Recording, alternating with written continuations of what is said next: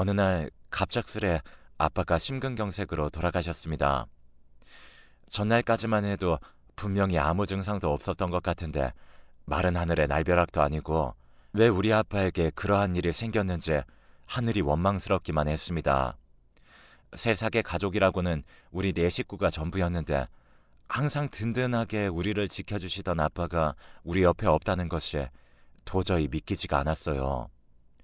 우리 아빠는 세상에 이런 사람이 또 있나 싶을 정도로 정말 좋은 분이셨거든요. 그렇기에 많은 분들이 문상을 와주셨습니다. 장례식장에서 눈물을 머금으며 제가 엄마에게 물었어요. 엄마, 그래도 할머니한테는 연락해야 하지 않아? 그렇잖아도 엄마가 연락드렸어. 그래도 부모인데 와봐야 하는 게 맞는 거지. 그럼 지금 오시는 중이겠네? 그런데 설마 아빠 장례식장인데 와서 난리치는 건 아니겠지? 제 물음에 엄마는 그저 넋이 나간 사람 마냥 아빠 영정사진만 바라볼 뿐이었어요. 생전에 아빠는 항상 엄마를 걱정하곤 하셨는데요. 엄마는 아빠를 만나서 결혼을 하고 난 뒤에 평생토록 살림만 하고 지내셨거든요. 거기다 착해도 너무 착했기에 그런 엄마를 이용해 먹으려는 사람들도 참 많았어요. 특히나 아빠 본가 가족들이 항상 엄마를 무시하곤 했다고 합니다. 우리 아빠는 젊을 때부터 시장에서 일을 했다고 합니다. 생선이나 과일, 그릇, 그리고 신발까지 돈이 될 만한 건 안 팔아본 것이 없다고 할 정도로 악착같이 장사해서 돈을 버셨다고 해요. 그래도 사업 수완이 있었던 것인지 장사로 성공해서 꽤 많은 돈을 벌었다고 했습니다. 본가에서 둘째이던 아빠는 본가 가족들에 대한 애착이 별로 없었어요. 언젠가 아빠한테 들어보니 할머니가 아빠를 그렇게 차별했다고 했거든요. 단지 돌아가신 증조 할머니를 많이 닮았다는 이유만으로 그랬다고 하네요. 어찌나 구박을 했던지 아빠가 본가 가족들이라고 하면 고개를 절레절레 흔들 정도였으니까요. 그러다가 부모님이 결혼하고 나서 아빠의 장사가 승승장구했고 우리 가족이 잘 사는 것을 본 할머니가 아빠에게 잘해주는 척을 했다고 하네요. 제가 알기론 그러면서 꽤 많은 돈을 가져갔다고 들었습니다. 그런데 문제는 할머니가 우리 엄마를 그렇게 못마땅해 했다고 합니다. 엄마가 부모도 없이 어렵게 자랐다는 게 그 이유였다고 하는데요. 엄마가 편히 사는 걸 꼴보기 싫어하셨다고 합니다. 네 주제에 이렇게 잘 먹고 잘 사는 거 감사하게 생각하고 살아라. 우리 아들이 아니면 네가 이렇게 살 수가 있었겠느냐? 우리 아들이 낳아대니까 너 같은 고아랑 결혼한 거지. 사실 네가 뭐 하나 볼 것도 없잖니. 죄송합니다. 정말 죄송합니다. 할머니의 구박에도 엄마는 그저 죄송하다는 말만을 반복할 뿐이었다고 하네요. 차라리 엄마가 뭐 화내기라도 했다면 아빠도 가족들과 연까지 끊고 살지는 않았을 텐데 그저 착하기만 한 엄마를 지켜야 한다는 생각으로 본가 가족들과 연을 끊었다고 했어요. 그렇게 우리 아빠는 아빠의 본가 가족들과 연을 끊고 살아야만 했습니다. 거기다 아빠가 돈을 많이 벌기 시작하면서 시시때때로 본가 가족들이 돈을 요구하며 힘들게 했다고 하거든요. 특히나 할머니는 갖은 핑계를 대며 우리 부모님께 돈을 빼앗아가다시피 해서는 큰아빠 부부에게 가져다 줬다고 했으니까요.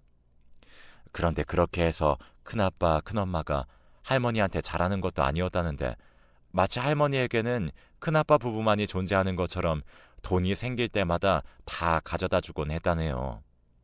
아무튼 우리는 그러한 이유로 친가 가족들과 일절 연락을 하지 않고 있었어요. 오죽했으면 어린 시절에는 아빠에게 가족이 없다고 알고 있었을 정도였으니까요. 그랬던 친가 가족들을 아빠의 장례식장에서 다시 마주하게 되었습니다. 적어도 아빠의 엄마인 할머니한테는 알려야 했으니까요. 엄마는 그게 최소한의 사람의 도리라고 말했었거든요. 하지만 그렇게 마주한 친가 가족들은 하나도 변한 게 없었는데요. 장례식장에서 엄마를 보자마자 몰아붙이기 시작했습니다. 특히나 장례식장을 들어서던 할머니가 아빠의 영정사진을 확인하고는 쓰러지듯 털썩 주저앉아서는 장례식장에 떠내려가라 큰 소리로 통곡을 하기 시작했어요. 아니, 네가 왜 거기 있느냐 말이야. 부모 형제랑 영까지 끊고 살았으면 잘 살았어야지. 이게 뭔 일이냐 말이야. 이게 다 저것 때문이다. 저거한테 재수 온 붙어서 우리 아들이 먼저 간 거야. 이게 다 너 때문이란 말이야. 그러게 그때 우리가 결혼 반대했을 때 네가 우리 아들이랑 헤어졌으면 이런 일도 없었을 거 아니야. 이 천하의 못된 것아. 네가 여기가 어디라고 뻔뻔하게 얼굴을 들고 서 있어. 당장 나가. 당장 나가란 말이야. 할머니가 엄마 상복을 마구마구 잡아 끌며 소리를 질러댔어요. 그 모습을 보며 제가 할머니의 손을 확 뿌리쳐 버렸는데요. 딱 보니 네가 저거 딸인가 보구나. 우리 엄마는 아무 잘못 없으니까 그만하세요. 이게 어디서 버릇없이 어른한테 대들어? 하긴 뭐 그 애미의 그 딸이니 뭘 배우고 잘 알겠어. 이러려고 여기 오신 거면 그냥 가세요. 뭐가 어쩌고 어째? 그게 처음 본 네 할미한테 할 소리냐? 그동안 내가 내 아들이랑 왜 연을 끊고 살았는데 그게 다 저 인간 때문이란 말이야. 근데 할미한테 말본새가 그게 뭐냐? 소란 피우실 거면 그냥 나가세요. 지금 제 동생 놀란 거 안 보이세요? 제가 엄마 앞을 가로막으며 할머니께 단호하게 말했어요. 그 순간 할머니가 곁눈질로 엄마 뒤에 서 있던 동생을 빤히 바라보았는데요. 그래도 꼴의 아들은 낳았네 그래? 아주 잘 됐네. 우리 장남한테 딸만 있는데 이렇게 된 마당에 쟤를 우리 장남 호적에 올려야겠구나. 아니, 제 동생을 큰아빠 호적에 왜 올려요? 이상한 소리 하지 마시고 그만 가보세요. 니들은 잘 모르는 모양인데 아들이 먼저 세상을 떠나면 부모가 모든 재산을 가져갈 수 있는 거야. 그러니까 내가 네 아빠 재산을 가져갈 수 있다 그 말이다. 그런 게 어딨어요. 우리 엄마가 있는데. 니들이 아직 잘 모르나 본데 니나 엄마한테는 자격이 없어. 원래 법이라는 게 그래. 그리고 저 꼴통이 키우는 것보다는 우리 장남이 키우는 게 훨씬 나을 거고 이래봬도 우리 장남 내외가 둘 다 대학까지 나왔다 그 말이야. 그니까 넌 네 딸 데리고 조용히 몸만 나가거라. 손자는 우리가 알아서 키울 테니까. 사실 지금껏 우리 아들 덕에 잘 먹고 잘 사는 것만 해도 고마워해야 할 일 아니냐. 양심이 있으면 네가 알아서 나가야 할 거 아니야. 할머니가 엄마를 있는 대로 노려보며 큰 소리로 말했어요. 그 순간 엄마가 할머니 앞에 무릎을 꿇었어요. 어머님, 제발 애들이랑 저랑 먹고 살게만 해주세요. 웃기는 소리하고 있네. 네가 뭐 배운 게 있어?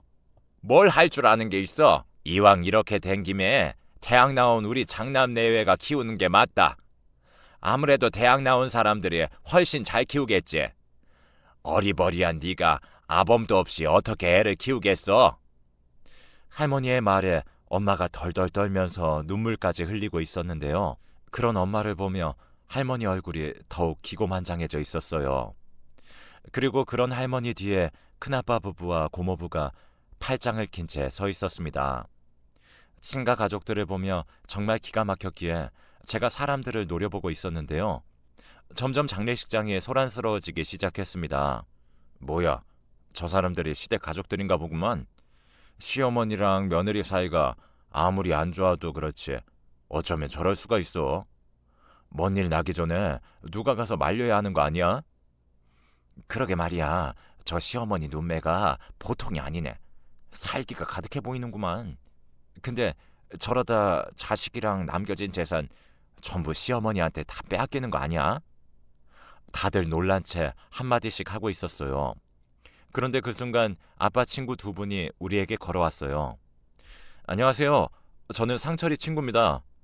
어머니께서 많이 화가 나신 건 알겠는데 가족분들이 지금 여기서 그러고 계시면 떠난 사람한테 예의가 아닌 것 같네요. 조금만 진정해 주시겠어요? 지금 재수 씨도 많이 놀라 있어서요. 할머니가 곁눈질로 주변을 살펴보더니 갑자기 통곡을 하기 시작했어요. 할머니의 연기는 연기자 저리 가라였는데요. 통곡을 시작하자마자 눈에서 금세 눈물이 흘러내렸거든요. 그렇게 장례식 내내 우리는 껄끄러운 친가 가족들을 마주해야만 했습니다. 친가 가족들은 한자리에 모여 앉은 채 우리를 보며 계속 수군거리고 있었어요. 아무래도 뭔가 어마어마한 짓을 꾸미는 듯해 보였어요. 그 모습을 보며 제가 걱정스레 엄마에게 물었어요. 엄마, 우리 아빠 재산인데 왜 저 사람들이 가지고 간다고 하는 거야? 아니야. 엄마가 어떻게든 전부 다 지켜낼 거야. 니들 아빠가 있었으면 말 한마디도 못했을 텐데. 엄마의 얼굴에는 근심이 가득해 보였습니다. 역시나 장례식이 끝나자마자 친가 가족들이 본색을 드러내기 시작했어요. 이거 어차피 우리 아들 이름으로 들어놓은 것이니 내거나 다름없지 않겠냐? 그러니까 가지고 가마. 그리고 그때 내가 말한 거 말이다. 우리 아들이 남기고 간 재산이랑 손자 문제는 빨리 매듭짓게 준비하고 있거라. 라며 부의금 들어온 것을 몽땅 챙겨갔습니다. 그리고 멀어져가는 친가 가족들의 뒷모습을 보며 엄마가 큰 결심을 한 듯 크게 숨을 들이마신 채 그들 뒤에서 외쳤어요. 저 어머님! 어머님? 내가 왜 네 어머니야? 난 한 번도 너를 며느리라고 생각해 본 적이 없구만. 죄송합니다. 저 그런데 그게 말이죠. 애들 아빠 친구들한테 물어보니 남편이 세상을 떠나면 아내에게 1순위로 상속된다고 하더라고요. 그래서 말인데. 그래서 뭐? 네가 다 챙겨가겠다 그 말이냐? 웃기는 소리하고 자빠졌네. 그동안 우리 아들 덕에 편하게 살았으면 됐지. 이제 와서 돈 욕심이 난다 그 말이냐? 아니, 그게 아니라 저도 애들하고 살긴 해야 하니까요. 넌 예전이나 지금이나 참 말귀를 못 알아듣는구나. 내가 며칠 전에 너한테 뭐라고 했냐? 우리 손자는 내가 데려가겠다고 했잖니. 근데 왜 그런 말을 하고 자빠졌어? 어머님, 그렇게는 안 돼요. 절대 못 데려가요. 엄마가 이렇게 살아있는데 제가 키우는 게 맞는 거죠. 꼬박꼬박 말대꾸 하는 거 보니 너 그동안 간땡이가 많이 컸나 보구나. 안 된다는 소리 하지 말고 이번 달 안으로 다 정리할 생각해. 할머니가 엄마를 밀쳐버리고는 나가버렸습니다. 그나마도 혼이 반쯤 나가있던 엄마의 얼굴이 덕분에 파랗게 질려 있었는데요. 그런 엄마의 얼굴에는 두려움이 가득해 보였어요. 그 뒤 엄마는 잠도 못 자고 밥도 못 드신 채 시름시름 알아만 갔어요. 아빠 친구들이 찾아와서 엄마에게 무조건 강하게 나가야 한다고 몇 번이나 말을 하기도 했지만 엄마는 이미 겁에 질릴 대로 질려 있었습니다. 그렇게 우리는 불안에 떨며 하루하루를 보내야만 했습니다. 그러던 어느 날 아빠 유품들을 정리하다가 꺼져 있던 아빠 휴대폰을 충전한 뒤에 전원을 켰어요. 아빠가 돌아가신 뒤에 아빠 지인분들에게 연락을 하고 까마득하게 잊고 있었는데 배터리가 없어서 휴대폰이 꺼진 듯 했습니다. 그런데 휴대폰을 켜자마자 조상우 검사라는 번호로 엄청난 양의 부재중 전화와 함께 문자 메시지가 와 있었어요.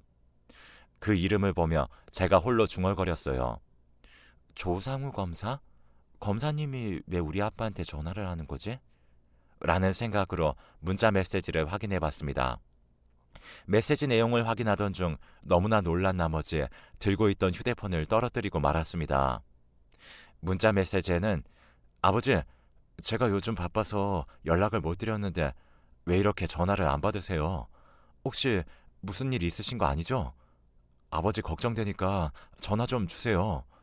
아버지 저 진짜 걱정돼서 그러니까 제발 연락 좀 주세요. 라는 메시지가 가득했거든요.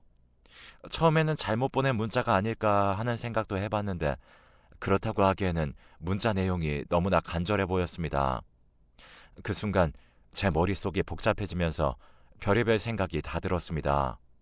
혹시 우리가 모르는 아버지의 아들이 있는 거 아니야? 우리 아빠는 절대 그런 분이 아니셔. 우리 가족을 얼마나 사랑하고 아끼셨는데 절대 아니야. 제가 홀로 중얼거리며 고개를 가로젓고 있었어요. 들고 있던 아빠 휴대폰이 갑자기 울려대기 시작했고 놀란 제가 급히 휴대폰을 받았어요. 여보세요? 아버지, 대체 왜 이렇게 전화를 안 받으세요? 제가 얼마나 걱정했는지 아세요? 무슨 일 있으신 건 아닌 거죠? 저 누구시죠? 혹시 우리 아빠를 아시나요? 혹시 박상철 씨한테 전화한 거 맞아요? 우리 아빠라고 하면 혹시 따님이신가요? 박현지 씨 맞죠? 남자는 이미 제 이름까지 알고 있었어요. 누구시죠? 누구신데 우리 아빠한테 아버지라고 하는 거예요? 저게 그건 나중에 설명드릴 테니 아버지 좀 바꿔주시겠어요? 아버지 전화를 왜 현지 씨가 받는 거예요? 아버지랑 계속 연락이 안 되고 있어서 며칠 동안 많이 걱정했습니다. 혹시 아버지한테 무슨 일이라도 생긴 건가요? 진심으로 걱정하고 있는 듯 남자의 목소리가 미세하게 떨리고 있었어요. 저 우리 아빠 돌아가셨어요. 네? 돌아가시다뇨? 그게 무슨 말씀이세요? 거짓말이죠? 지금 저한테 거짓말 하시는 거죠? 당장 아버지 바꿔주세요. 많이 놀랐던 모양인지 남자의 목소리가 다시 떨리고 있었어요.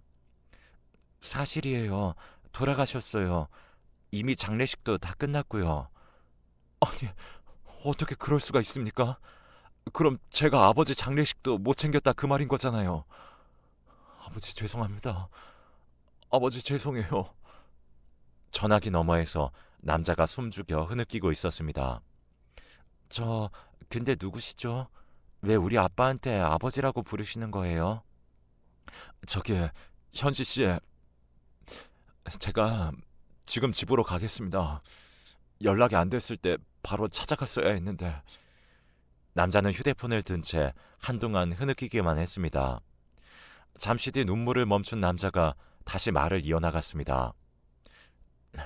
제가 지금 바로 가겠습니다.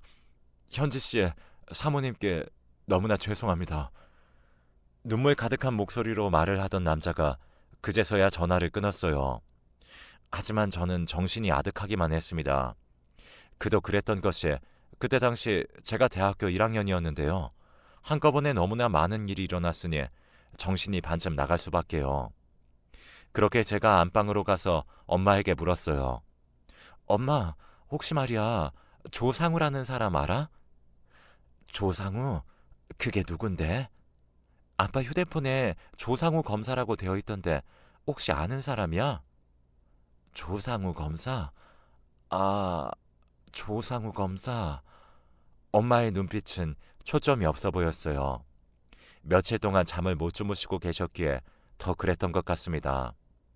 거기다 친가 가족들이 하루가 멀다 하고 쫓아와서는 집안을 쑥대밭으로 만들어 놓곤 했거든요. 그랬으니 엄마가 정신줄을 놓을 수밖에 없었어요.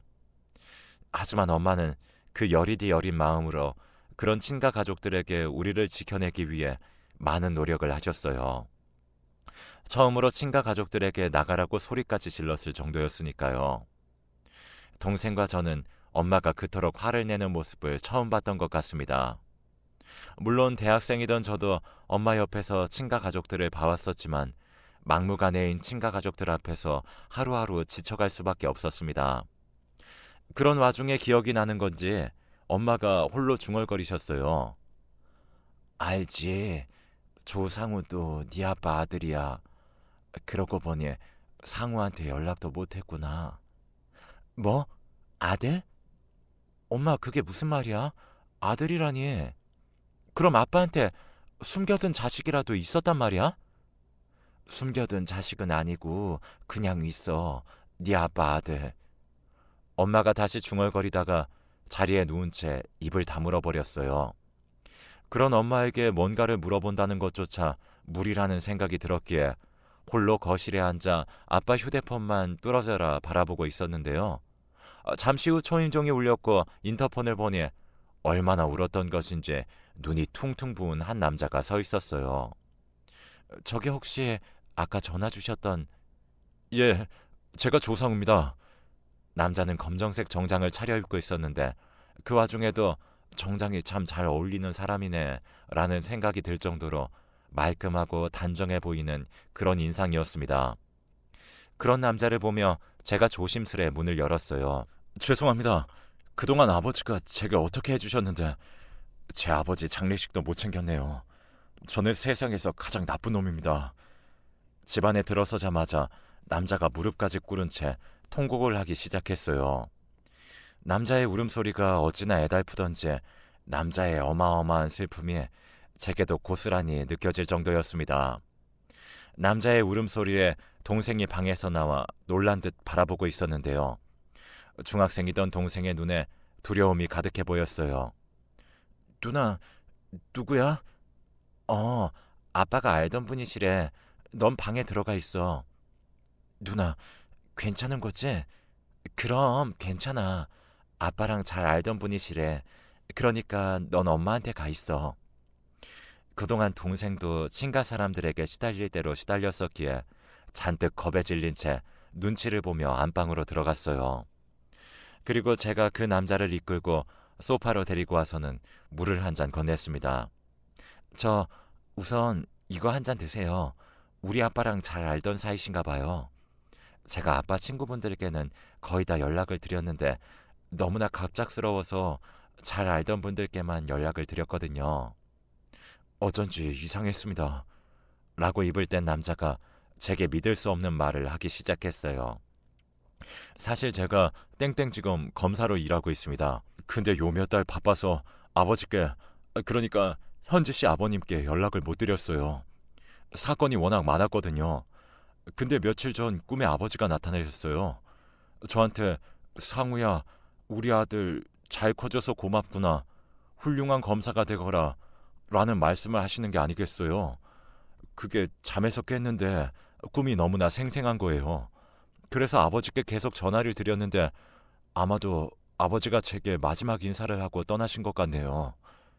제가 궁금해서 그러는데 우리 아빠가 검사님은 어떻게 아시는 거예요?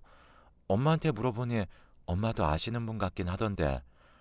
아주 오래전 일인데 아버지가 운영하시던 가게에서 제가 신발을 훔쳤거든요.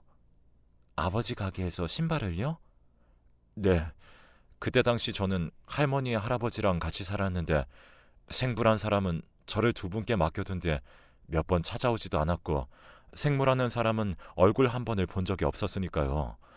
그렇게 사는 게 힘들 수밖에 없었어요. 그러다 어느 날인가 낡을 대로 낡은 제 신발을 보고 한 친구가 놀려댔어요.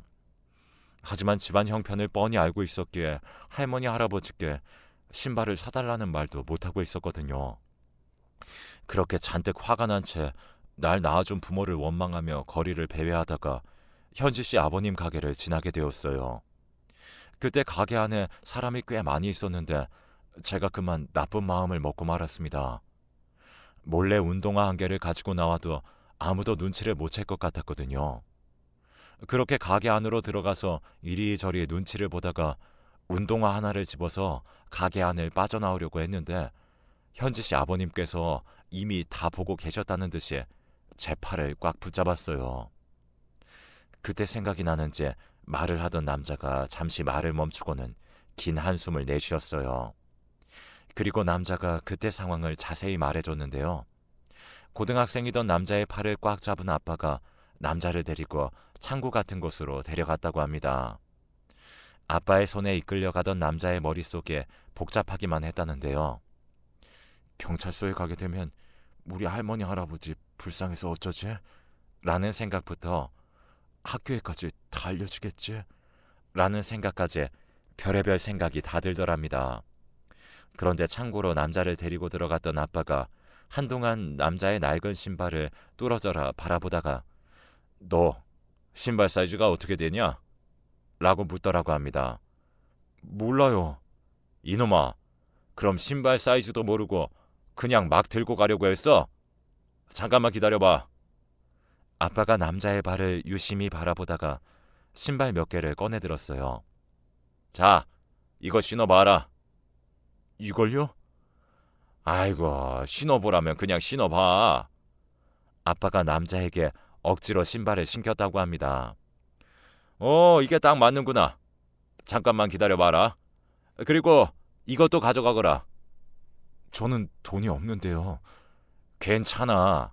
너도 봤다시피 오늘 아저씨네 가게 장사 엄청 잘 됐거든. 그냥 받아둬라. 그 대신 너 나랑 약속 하나만 하자. 앞으로는 절대 이런 짓 하지 않겠다고 말이야. 남자가 말이야, 자존심을 지킬 줄 알아야지. 도둑질이 뭐냐 이놈아. 얼굴은 멀쩡하게 생겨서는. 그 말에 남자가 흐느껴 울기 시작했다는데요. 뭐야, 거기다 울보구만. 울보, 너 밥은 먹었어? 가자. 나도 아직 저녁 안 먹었는데 같이 국밥 한 그릇 먹자꾸나. 저 앞에 저 국밥이 아주 기가 막히거든.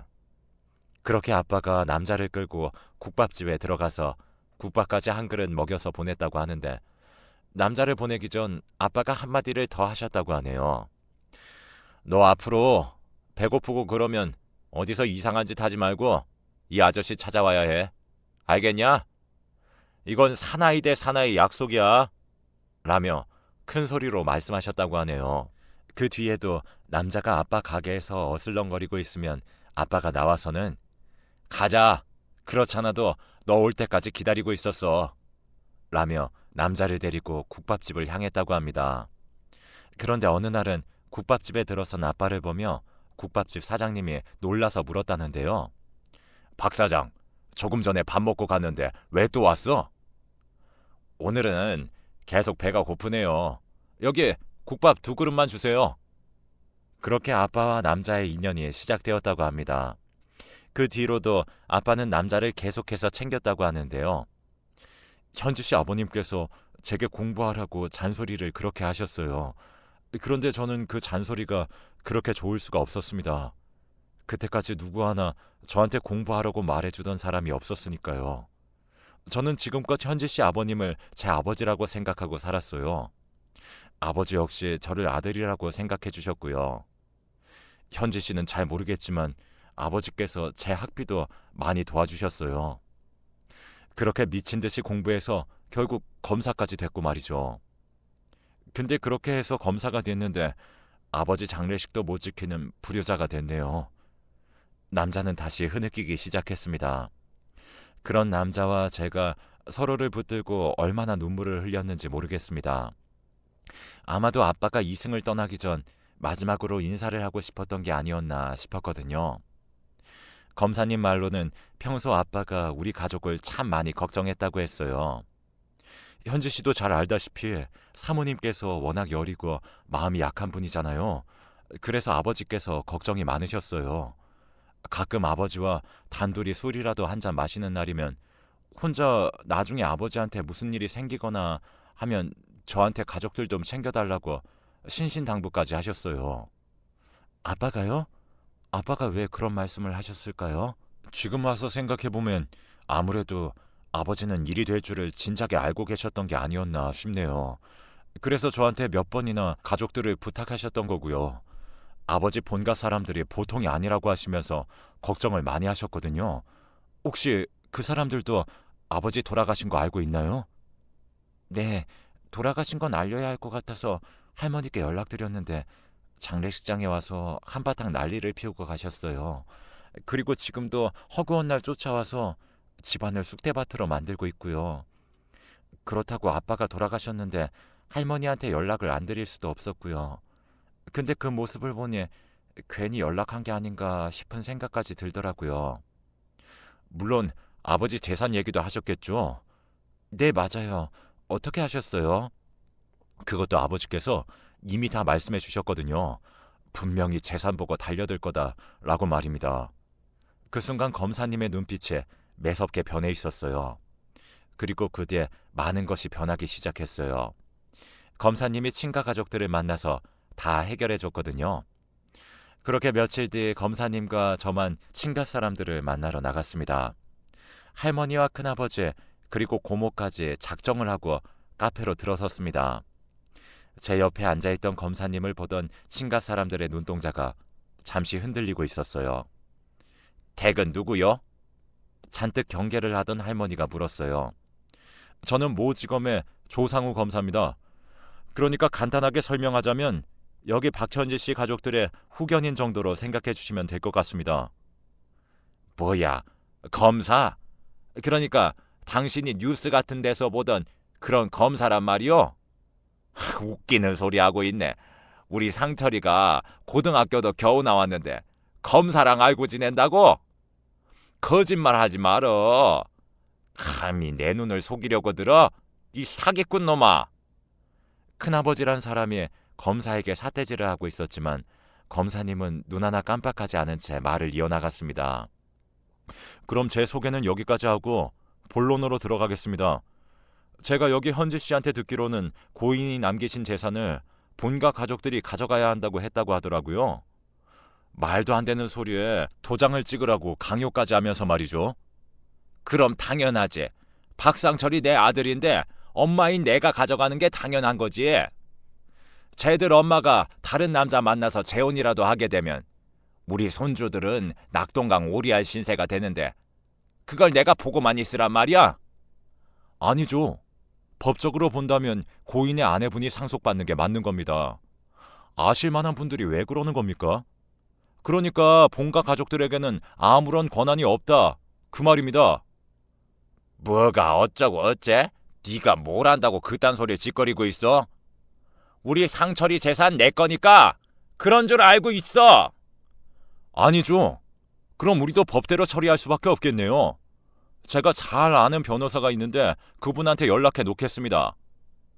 검사님이 휴대폰을 꺼내서 전화를 하기 시작했는데 그 순간 눈 깜짝할 사이에 할머니가 검사님의 뺨을 올려 붙였어요. 놀란 제가 벌떡 일어나 소리쳤습니다. 지금 검사님한테 뭐 하시는 거예요? 검사 같은 소리하고 자빠졌네. 웃기는 소리 하지 말고 당장 니네 엄마 나오라고 해. 현주씨, 잠깐만요. 지금 그쪽 분들 저한테 큰 실수하신 겁니다. 방금 하신 행동 분명히 책임지셔야 할 겁니다. 어디 검사인지 판사인지 이 사기꾼 같은 인간아. 할 테면 해봐. 이번에는 큰아빠란 사람이 검사님의 멱살을 잡고는 검사님을 내동댕이 쳐버렸어요. 그런데 검사님은 아무런 대응도 하지 않았는데요. 나중에야 그 이유를 알게 되었답니다. 검사님이 카페에 있는 CCTV를 증거로 저에게 경찰에 신고하라고 시켰거든요. 결국 친가 사람들은 모두 경찰서로 가게 되었고 검사님이 진짜 검사인 것을 뒤늦게 알게 되고는 손이 발이 되도록 빌어대며 합의를 해달라고 했어요. 하지만 검사님은 절대 합의를 해주지 않았습니다. 그랬더니 할머니가 엄마에게 전화를 해서는 내가 잘못했다. 부디 그 검사님한테 합의 좀 해달라고 해보렴. 내가 이렇게 부탁하마. 라며 빌어댔다고 하네요. 그런 할머니의 말에 엄마가 안절부절 못한 채 어쩔 줄을 몰라 했는데요. 저런 사람들은 절대 변하지 않습니다. 지금 합의해주면 앞으로 또 찾아와서 힘들게 할 거예요. 저는 절대 합의해줄 생각 없습니다. 이 깁스가 어찌나 고마운지 모르겠네요. 깁스를 한 팔을 보며 검사님이 미소를 짓고 있었어요. 사실 그날 큰아빠한테 내동댕이 쳐지는 바람에 검사님이 바닥을 잘못 짚어서 팔에 금까지 갔었거든요. 그 뒤 친가 사람들이 난리가 난 건 말할 것도 없었고요. 결국 얼마 뒤에 큰아빠는 재판에서 징역 6개월에 집행유예 2년을 선고받았다고 하는데요. 참 씁쓸하기만 하더군요. 그 뒤로 친가 사람들은 저희에게 일절 전화도 하지 않았고 오히려 검사님과 다시 마주칠까봐 노심초사하고 있다는 소리만 들었습니다.